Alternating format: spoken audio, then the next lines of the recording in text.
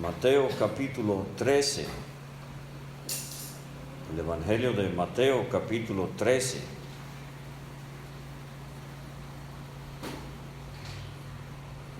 Estamos considerando las parábolas del reino. Ahora, terminando el lunes, yo les sugerí que hay 4 pasajes en la Biblia donde tenemos una serie de 7. 7 es el número completo, es el número perfecto. 7 es el número divino. Y se los voy a repasar rápidamente, pero esto sería cuestión de que usted tomara el tiempo para estudiarlo con detalle. En Génesis 1 y 2 tenemos 7 días de la creación, empezando con el primer día al séptimo, de domingo a sábado. Día número 1, domingo, Dios dijo: sea la luz. Todo empezó un domingo. Sea la luz, y fue la luz. Día número 2, Dios dijo: sepárense las aguas, las de arriba y las de abajo. Por eso esperamos lluvia en nuestro cielo, pero no nos sorprendería si encuentran agua en Marte. Día número 3, Dios dijo: aparezca la tierra seca y crezca la hierba verde y árbol que dé fruto según su género. Día número 4, Dios puso el sol, la luna y las estrellas en su lugar. Día número 5, 2 cosas: pobló los cielos con pájaros y los mares con peces, monstruos marinos. Día número 6, hizo a los animales terrestres y también al hombre. Y el día número 7 descansó o reposó. Ahora, no tengo tiempo esta noche de hacerlo, lo vamos a hacer quizás algún otro día o algún otro hermano, pero cada uno de esos días se proyecta en los propósitos de Dios. Por ejemplo, nada más le voy a dar el 7 para que pueda instigar su propio estudio. Viene el tiempo cuando será un reposo, un descanso. Ahorita lo tenemos espiritualmente en Cristo. Mateo 11:27. Venid a mí todos los que estáis trabajados y cargados, yo os haré descansar. Lo que Dios hizo el día séptimo al reposar, lo que ha hecho con nosotros espiritualmente al conocer a Cristo como Salvador, eso lo va a hacer perpetuamente en la eternidad. El pueblo de Él va a reposar. Será un eterno sábado de descanso en la presencia de Dios. Entonces ahí tiene la primera serie de 7. Ahora, la segunda serie de 7 está en Levítico capítulo 23, las 7 fiestas de Jehová. Aunque fueron dadas inicialmente al pueblo de Israel, esas fiestas tienen mucho valor de interpretación histórica a nosotros como a los judíos, y también prefiguran lo profético. O sea que ahí enterrado en el Antiguo Testamento, de nuevo Dios nos está dando una serie que nos hace ver mucho de sus propósitos. Fíjese, fiesta número 1, la Pascua. Usted dice, eso habla de Cristo en la cruz. Sí, 1 Corintios 5, Cristo nuestra Pascua ya fue sacrificado por nosotros. Fiesta número 2, los panes sin levadura. La figura es: al aceptar a Cristo, expulso levadura de mi vida para vivir una vida de santidad para Él. Fiesta número 3, las primicias, cuando traían el primer grano y lo presentaban a Dios. Esa es una hermosa figura de la resurrección de Cristo, el primero en resucitar con cuerpo glorificado. Y Pablo dice en 1 Corintios 15, Cristo las primicias, luego los que son de Cristo en su venida. Fiesta número 4, el Pentecostés. Fíjense las 4 P's: Pascua, panes, primicias, Pentecostés. El Pentecostés, la fiesta de las semanas, se cumplió en Hechos 2, cuando el Espíritu Santo descendió y nació la Iglesia universal. Pero ahora, si 4 ya tienen su interpretación histórica, hay 3 que predicen el futuro de Israel y también prefiguran lo que va a pasar con nosotros, la iglesia. Fíjese, la fiesta de las trompetas. Para Israel, Cristo va a llamar a los judíos de toda la tierra para restaurarlos en su tierra. Para nosotros los creyentes, la figura es el rapto cuando suene la trompeta en la venida del Señor. Fiesta número 6, el día de la expiación. Para el judío tiene que ver con su conversión. De esto habla Zacarías en su capítulo 12. Para nosotros, el día de expiación, un día de examinación, tiene que ver con el tribunal de Cristo. Cuando Cristo va a revisar, va a inspeccionar nuestras vidas, ¿qué hicimos con nuestro talento? ¿Qué hicimos con nuestro tiempo? ¿Qué hicimos con nuestros tesoros? Y fiesta número 7, para el judío, la fiesta de los tabernáculos. Cuando ellos recordaban cómo en el desierto moraban en tiendas, pero ahora Dios los había bendecido. Y para nosotros esa figura es que viene un reino cuando vamos a disfrutar con el Rey las bendiciones y recordar todo lo que Él ha hecho con nosotros. Pero entonces tenemos Apocalipsis 2:3, que es una radiografía de todas las iglesias a lo largo del tiempo en que vivimos. Éfeso, muy correcta, pero habían dejado su primer amor.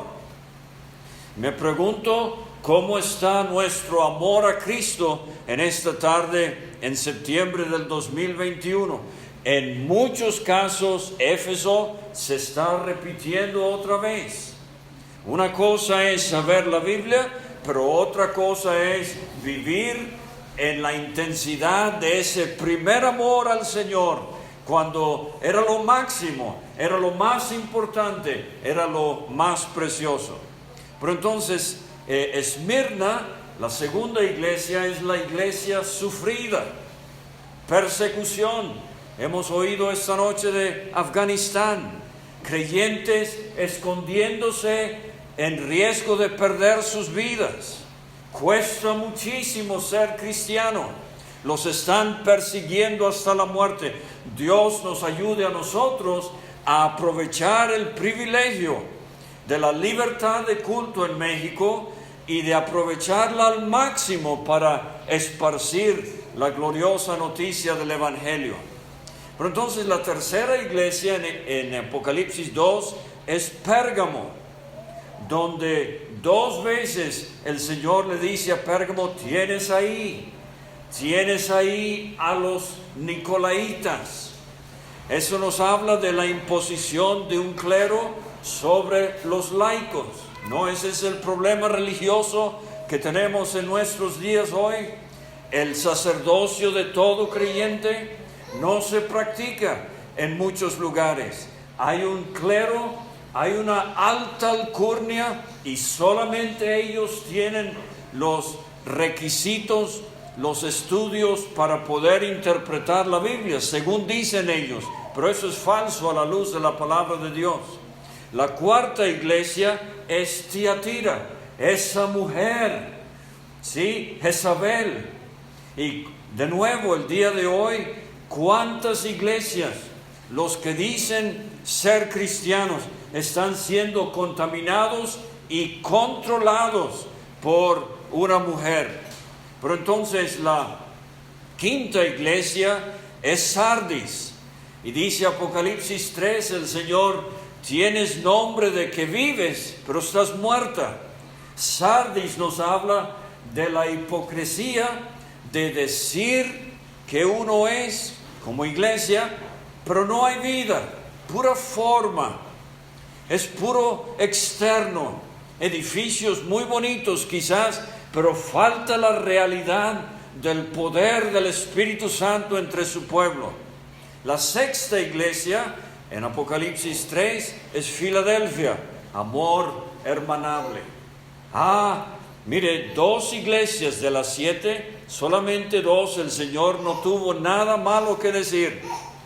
De Esmirna, que estaban sufriendo tanto, el Señor no les critica absolutamente nada.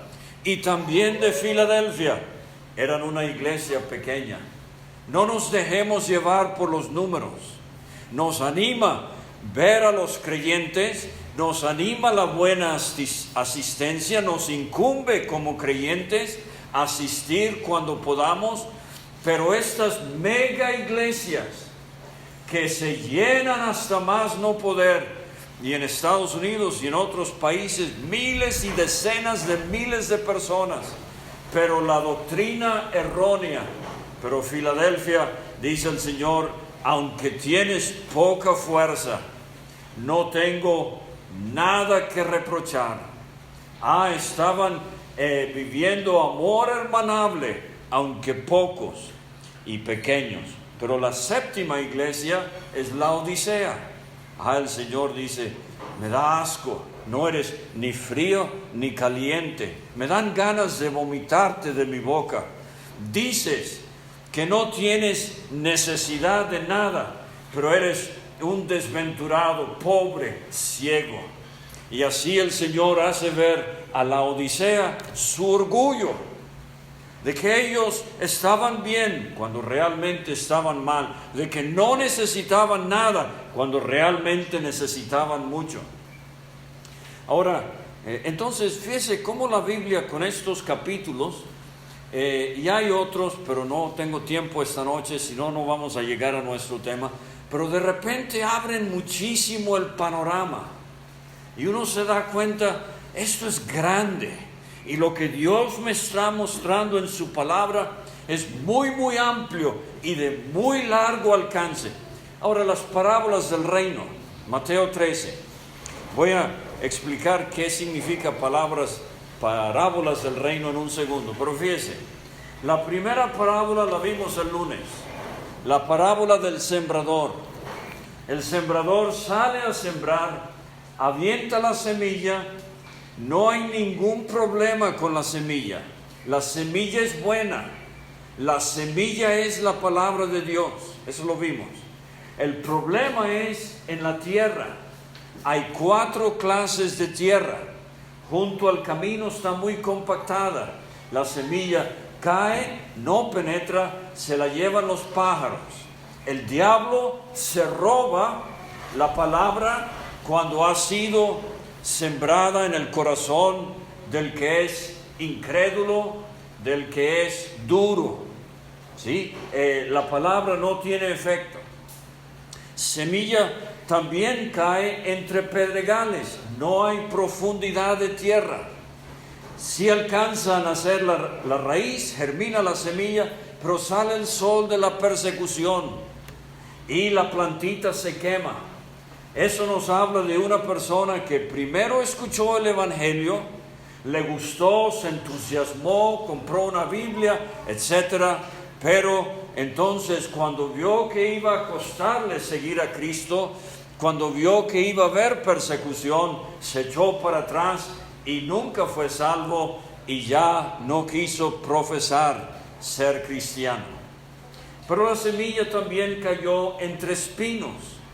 Y ahí tenemos más avance. Entonces fíjese cómo va avanzando. Primero, la semilla no germinó. Segundo, la semilla sí germinó, pero salió el sol y la quemó, la persecución. Tercero, la semilla germina, la planta crece, pero los espinos la ahogan. Y vimos que ese es el mundo, y los afanes de este siglo, y las riquezas, y la persona que estaba ya muy interesada en ser salva, cuando se dio cuenta lo que iba a costar seguir a Cristo, se echó para atrás. Entonces, en el primer caso, el enemigo es el diablo que se lleva la semilla. En el segundo caso, el problema es la carne, el miedo al que dirán. En el tercer caso, es el mundo. Pero entonces, el cuarto caso es que la semilla cae en buena tierra. Esta tierra ha sido arada.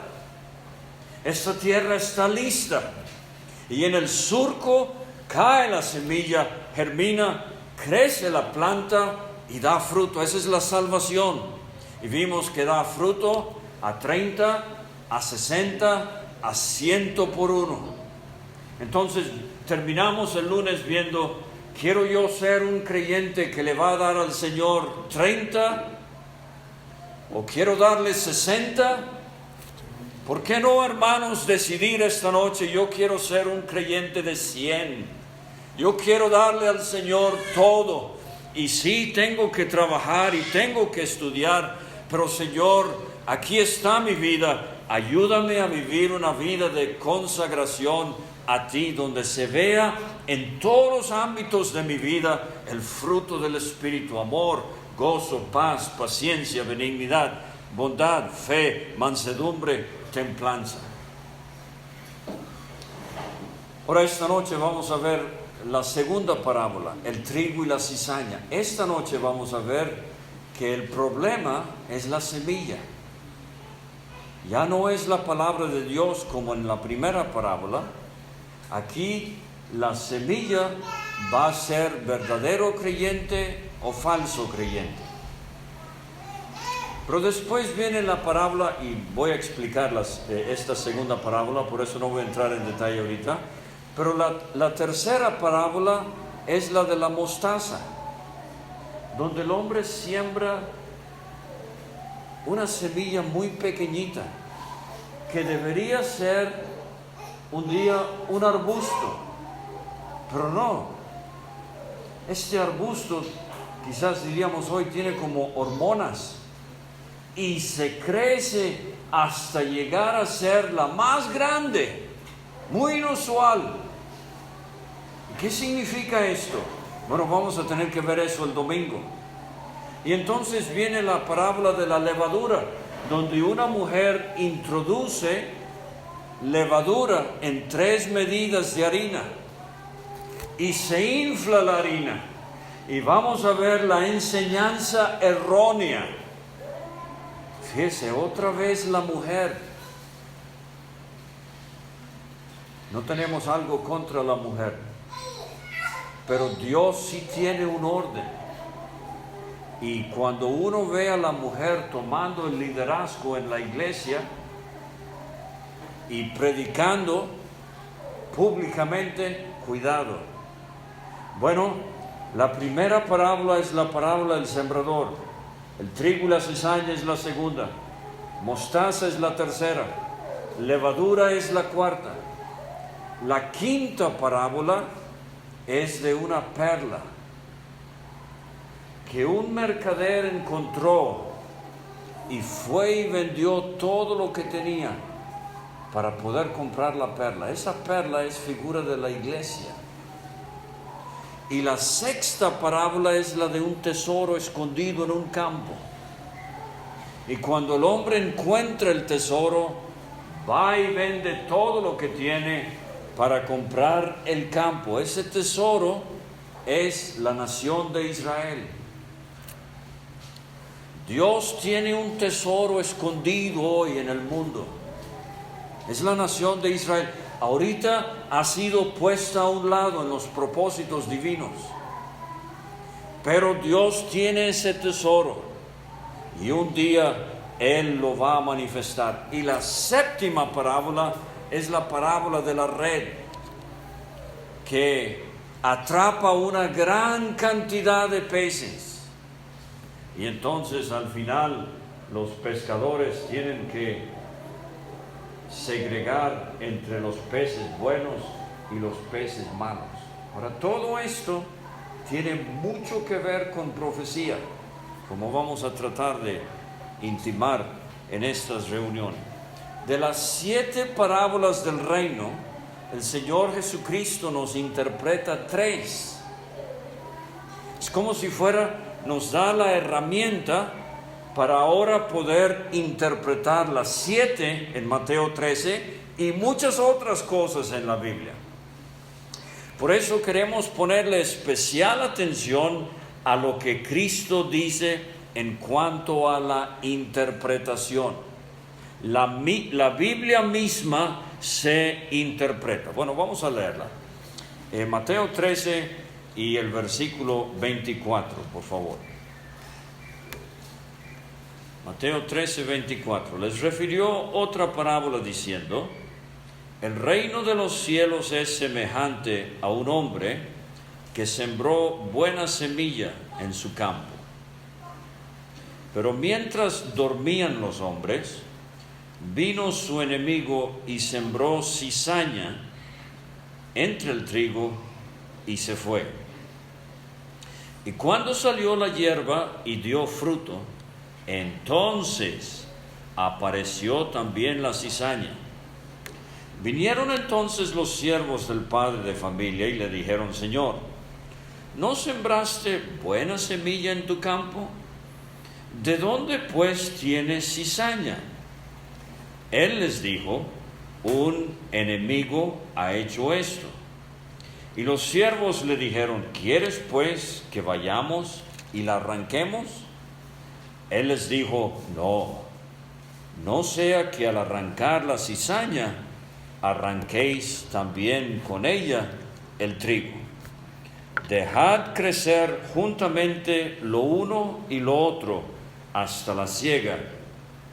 Y al tiempo de la siega, yo diré a los segadores: recoged primero la cizaña y atadla en manojos para quemarla, pero recoged el trigo en mi granero.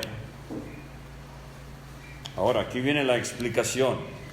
Y aquí es donde hay que leer la Biblia con 4 ojos. Por eso yo traje mis lentes esta noche, para poder leer con mucho cuidado, porque Cristo mismo nos va a interpretar la parábola. Versículo 36. Entonces, despedida la gente, entró Jesús en la casa, y acercándose a él sus discípulos le dijeron: explícanos la parábola de la cizaña del campo. Respondiendo él les dijo: el que siembra la buena semilla es el Hijo del Hombre. Ahí está el primer dato. El que siembra la buena semilla es el Hijo del Hombre. El campo es el mundo. Ahí está el segundo dato.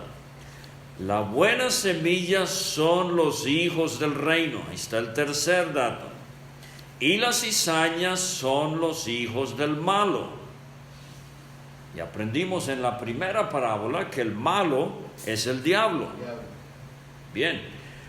Versículo 39. El enemigo que la sembró es el diablo. La siega es el fin del siglo. O la palabra debería ser el fin de la edad. ¿Ok? O sea, cuando Cristo venga en gloria, es cuando termina esta edad. Nosotros como iglesia esperamos el rapto, luego 7 años de tribulación, y termina esta edad con la venida de Cristo en gloria. Los segadores son los ángeles. De manera que como se arranca la cizaña y se quema en el fuego, así será en el fin del siglo. Enviará el Hijo del Hombre a sus ángeles, y recogerán de su reino a todos los que sirven de tropiezo y a los que hacen iniquidad, y los echarán en el horno de fuego. Allí será el lloro y el crujir de dientes. Entonces los justos resplandecerán como el sol en el reino de su Padre. El que tiene oídos para oír, oiga. Y esa es la segunda vez en el capítulo que tenemos esta fórmula: el que tiene oídos para oír, oiga. Mi abuelo Santiago Seward sirvió al Señor en Venezuela por 66 años. Pero antes de irse a Venezuela, él fue a Inglaterra y tomó un curso médico. Estamos hablando de principios de los 1922 en adelante. Muy poca atención médica, especialmente en las partes rurales de Venezuela. Pero vino a él una vez una señora que le dijo: no puedo escuchar, yo antes oía bien, pero desde anoche ya no puedo escuchar en este oído. Bueno, el hermano Santiago la examinó con una lupa y una luz y se percató del problema. Calentó un poquito de cera y justo a la temperatura que iba a poder aguantar, se la echó en la oreja, aquí en el oído, y dejó que se secara un poquito, y entonces sacó la cera y con la cera se vino una cucaracha.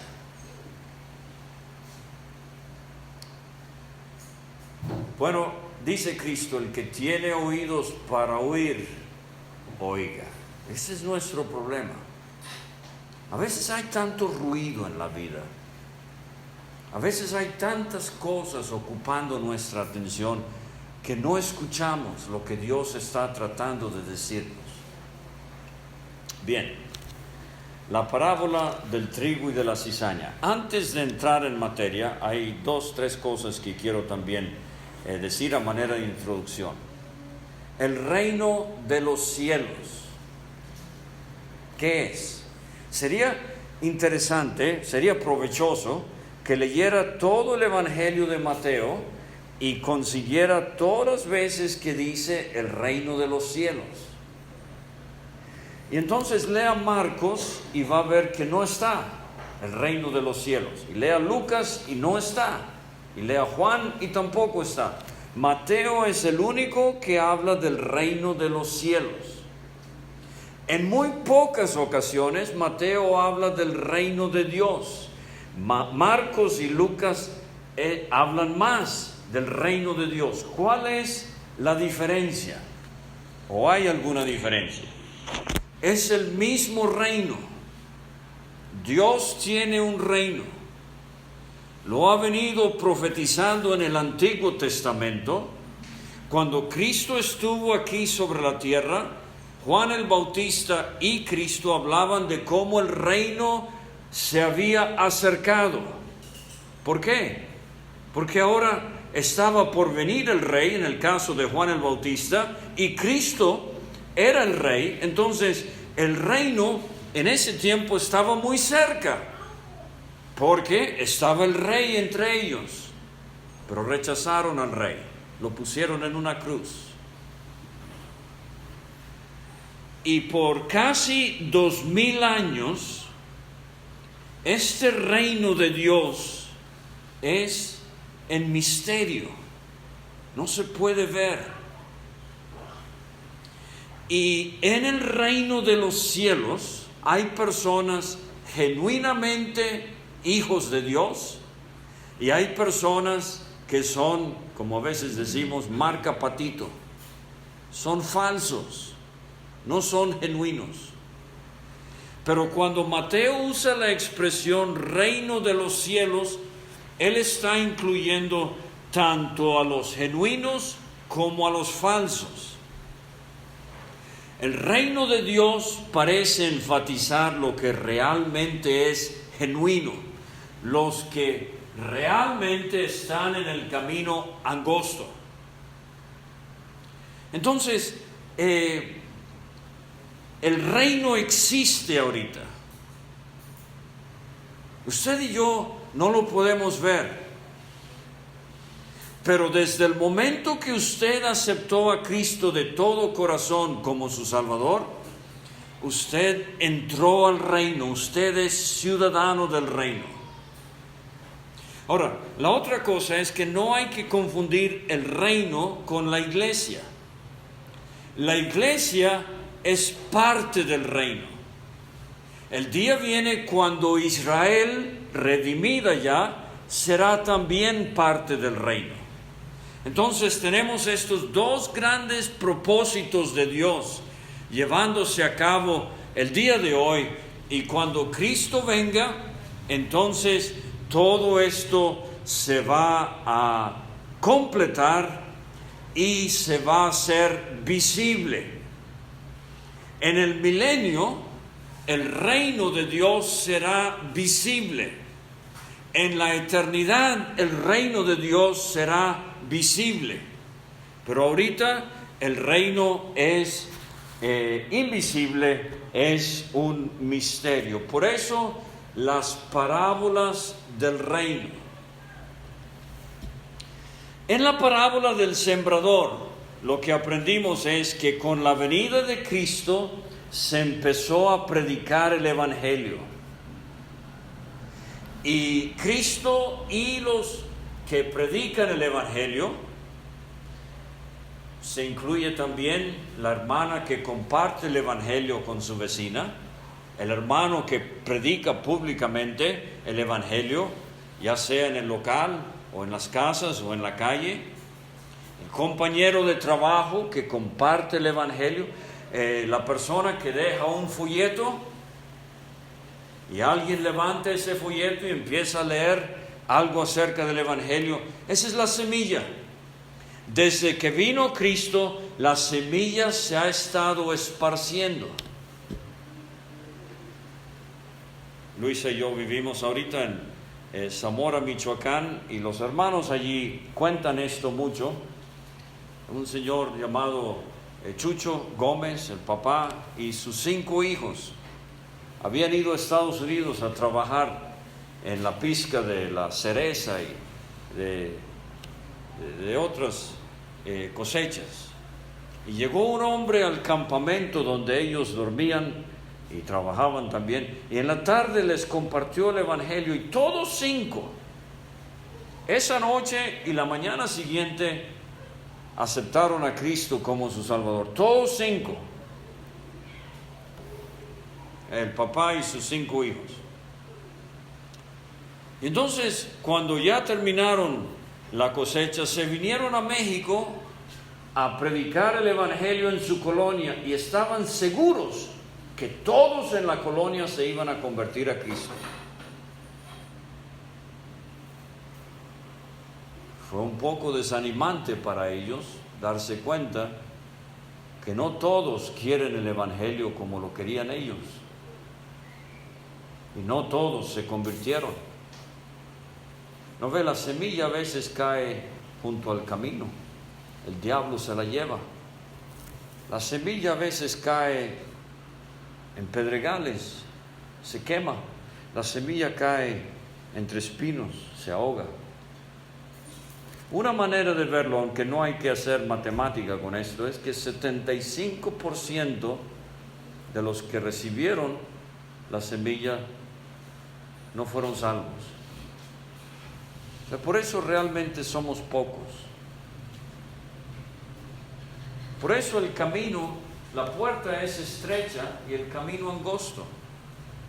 Porque la semilla que cayó en buena tierra es lo que representa los que entran por la puerta y empiezan el camino angosto. Por eso, la semilla que cayó junto al camino, entre pedregales y entre espinos, es el camino espacioso. Por eso es un camino, una puerta ancha, un camino espacioso. La gran mayoría de la gente rechaza el Evangelio, ya sea de plano, como la que cayó junto al camino, o ya sea después de darse cuenta lo que va a costar seguir a Cristo. Pero ahora, entonces, vamos a ver aquí la semilla, la parábola de el trigo y la cizaña. Dice el Señor Jesucristo, vamos a ver la interpretación de una vez. Dice el Señor Jesucristo, el que siembra la buena semilla es el Hijo del Hombre, o sea, Cristo mismo. Y por extensión, entonces, desde que Él vino, todo aquel que predica el Evangelio, lo vimos en la parábola del sembrador, pero aquí, el que siembra la buena semilla es el Hijo del Hombre, o sea, Cristo es el que salva. Esa es la idea del versículo 37. La semilla que siembra el Hijo del Hombre es un verdadero creyente. Esa es la diferencia ahora. El campo es el mundo, ya no nada más Israel. Cristo está convirtiendo, si quiere, a miles y miles de personas alrededor del mundo en sus hijos. Son trigo, semilla buena, la llama el Señor. La buena semilla son los hijos del reino, o sea, los que realmente son salvos. La cizaña son los hijos del malo. Es muy duro esto, pero son los hijos del diablo. Eso es lo que Cristo le dijo a los fariseos. Por seguir al diablo, son como hijos de él. Así como el padre hereda características a sus hijos, así el diablo con los que le siguen. La gente que no es conversa, que no es creyente, que sigue al diablo, que imita al diablo, como si son hijos del diablo. Entonces, dos clases de personas aquí en el versículo 38. Dice el versículo 39, el enemigo que la sembró es el diablo. Ahora, vimos en la parábola del sembrador el maligno, el malo. Aquí es el enemigo. 40 títulos y nombres y descripciones del diablo en la Biblia. Satanás, diablo, príncipe de este mundo, Dios de este siglo, príncipe de la potestad del aire, el gran dragón, la serpiente antigua, mentiroso, padre de la mentira. Aquí, enemigo. Hermano, hermana, tenemos un enemigo. Es el diablo. Y así como Cristo quiere hacer hijos de Él en este mundo, el diablo también. Cristo quiere hacer hijos como el trigo, buena semilla. El diablo quiere hacer hijos malos como la cizaña, mala semilla.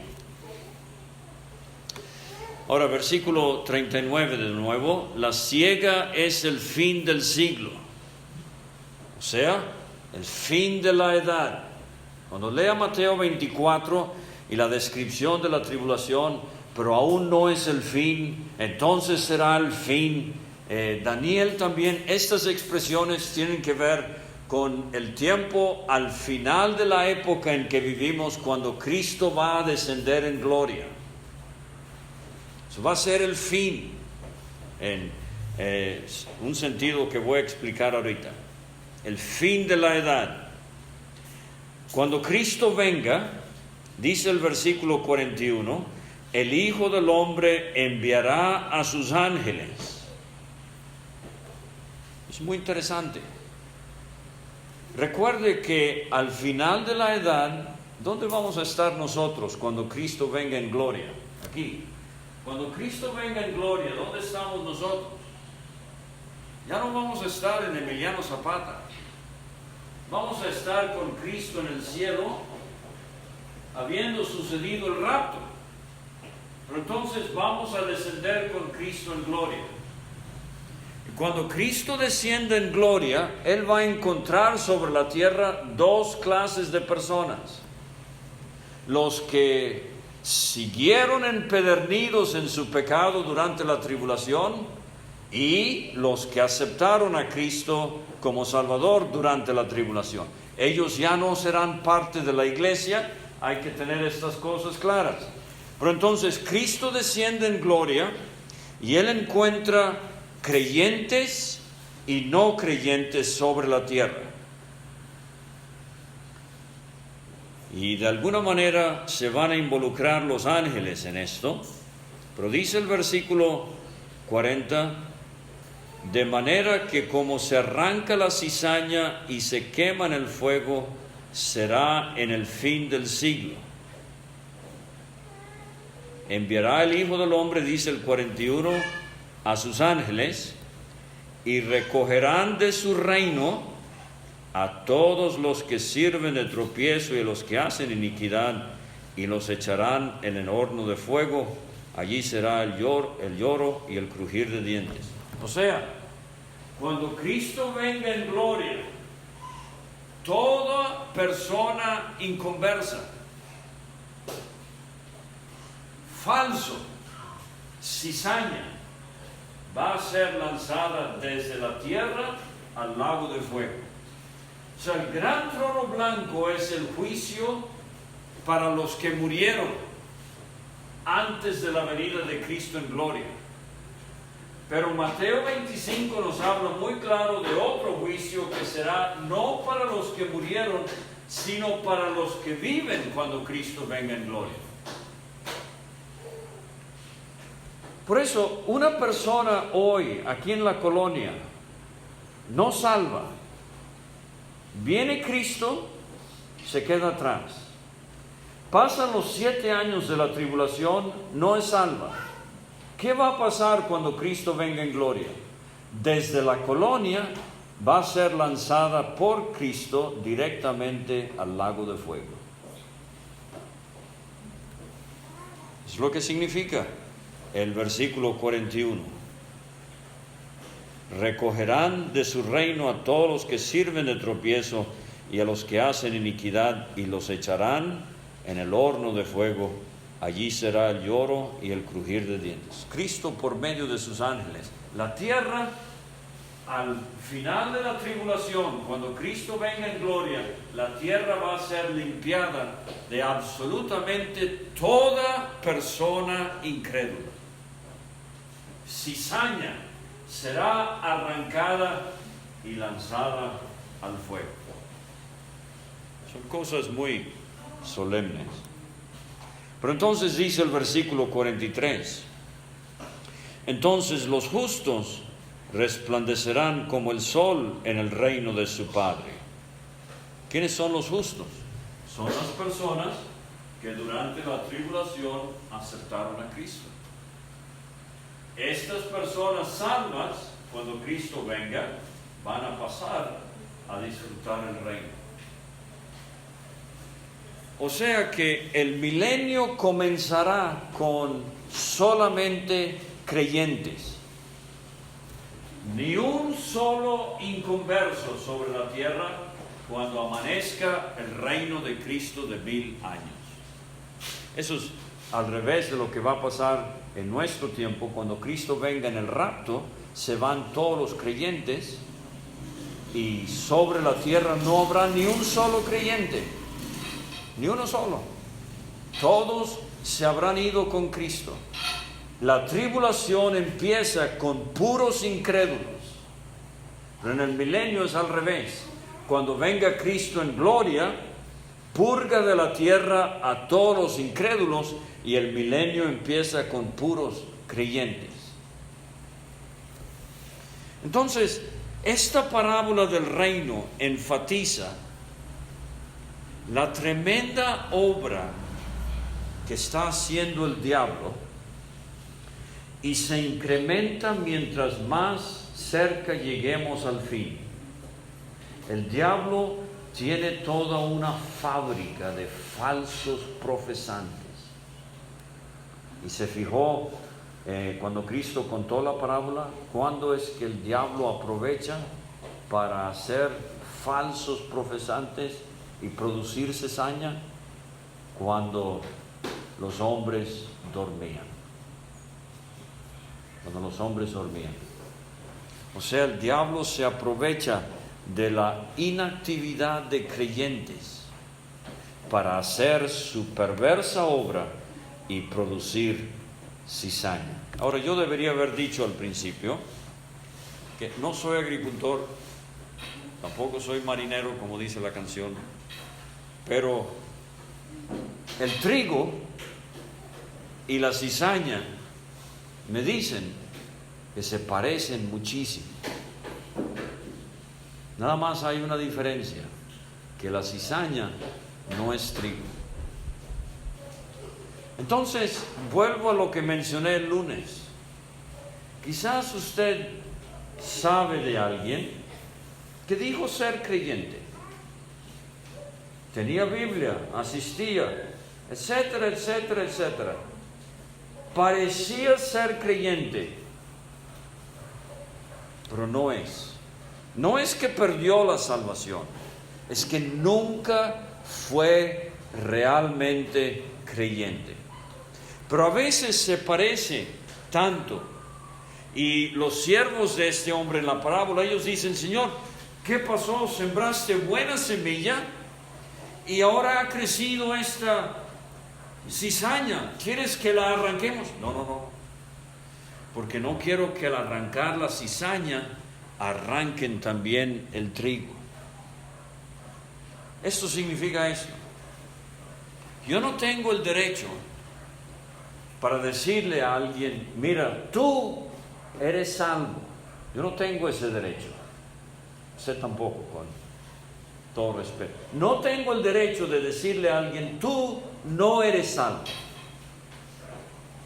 ¿Qué puedo decirle a una persona?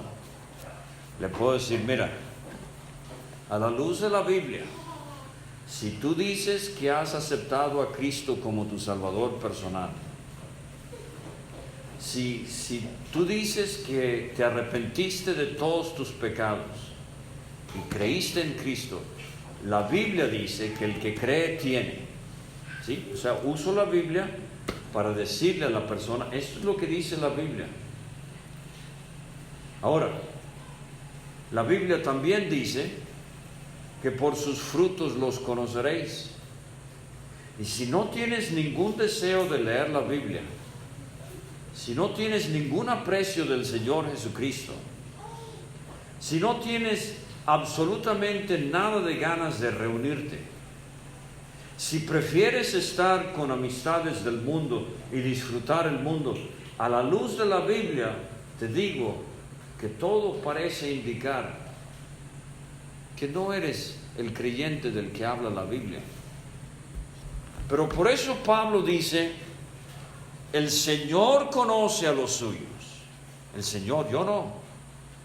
Yo veo a los creyentes aquí en Emiliano Zapata, en Venezuela donde nací, en el Canadá donde vivimos, en otras partes. Yo veo a todos los que asisten. Algunos dicen ser, y su testimonio, su profesión de fe lo acepto. Por eso al bautizar a una persona decimos usualmente: ha profesado fe en Cristo, dice ser cristiano, por eso la bautizo o lo bautizo. Pero no hay hombre sobre la tierra que pueda discernir exactamente y de manera conclusiva si una persona es salva o no. Eso es con el Señor, no me toca a mí. Por eso el Señor dice: no arranquen la cizaña, porque al decirle a alguien que no es salvo, pueda que ayuden a alguien que no es salvo y busque al Señor, pero también puedan hacer de tropiezo a alguien que sí es salvo y por lo que yo le dije empiece a dudar de la salvación.